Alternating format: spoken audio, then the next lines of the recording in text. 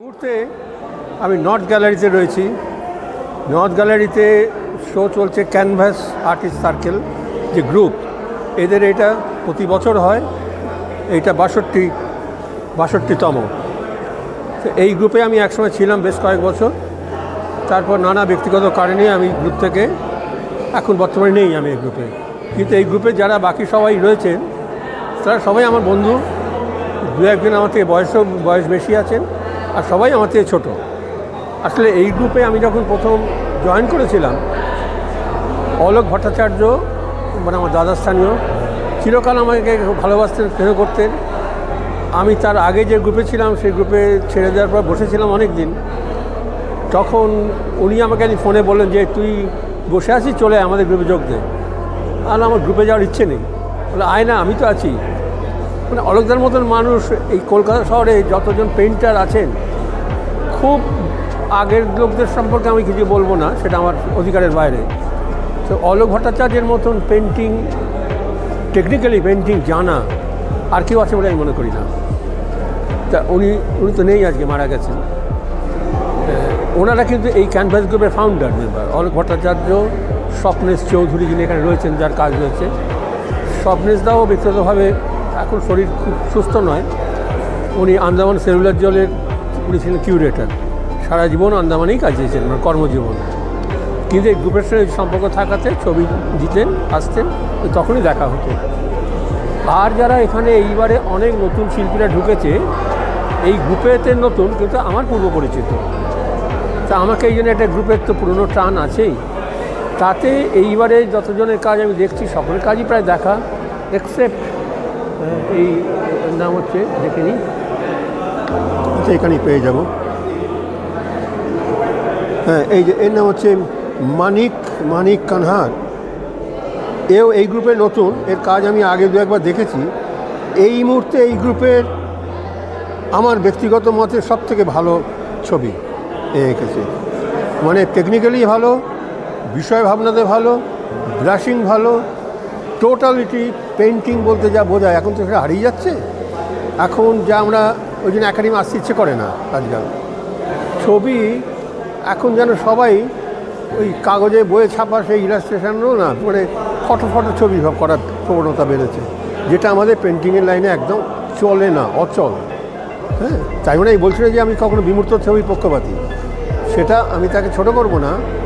বিমূর্ত ছবিও একটা নিশ্চয়ই একটা দিক, কিন্তু সেটা শিল্পের ইতিহাসে অনেকটা জায়গা জুড়ে আছে।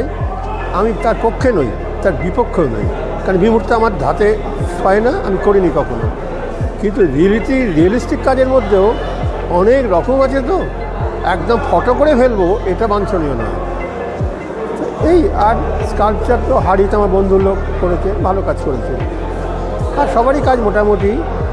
হ্যাঁ, নতুন একজন ঢুকেছে তন্দ্রা, ও স্টেন গ্লাস করে, ওই দোকানে রয়েছে দূরে, ও খুব ভালো। ওটা এখানে খুব কম চলে, সবাই করে না। তন্দ্রা এখানে কাজ দেখো, তন্দ্রা, এই যে তন্দ্রা চন্দ্র।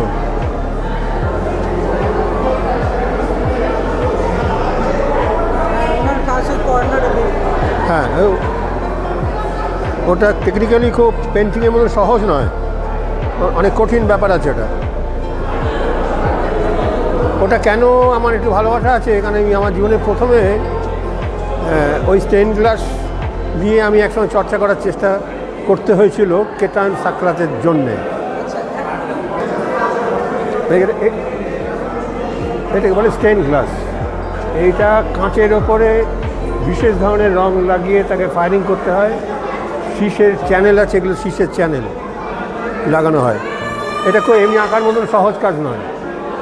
আমি কাগজে আঁকলাম আর এটা হয়ে গেল, তার নয় এটা ব্যাপারটা। হ্যাঁ, ওর কাজ, তোমার কাজ নিয়ে আমি একটু কথা বলছিলাম ওকে।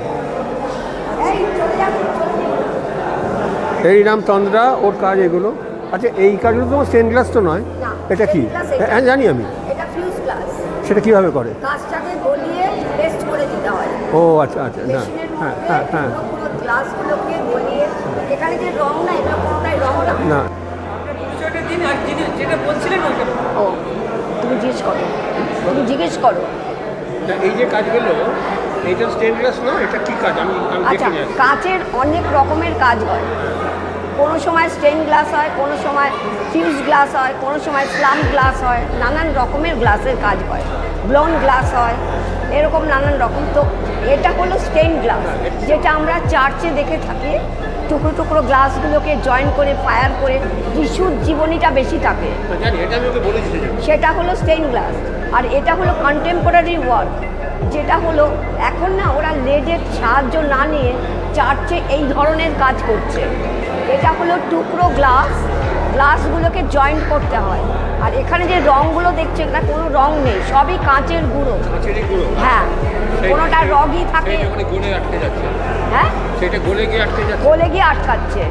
এবং এইগুলো সবই কাঁচের, মিহি কাঁচের গুঁড়ো, বড় বড় কনফেটি আছে। তারপরে ধরো এগুলো এক রকমের, আর এক রকমের কাজ, মোটা মোটা ওগুলোকে গ্রাইন্ড করে নিতে হয়।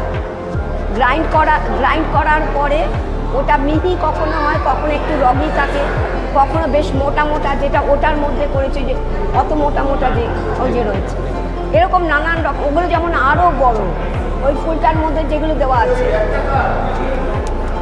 এরকম নানান রকমের দিয়ে নানান শেপ করে এনে সেটাকে কাঁচে ফার্নেসের মধ্যে গলিয়ে আবার এটা স্লাম্পও করা যাবে। যখন একে শেপ দেব সেটাকে বলে স্লাম্প।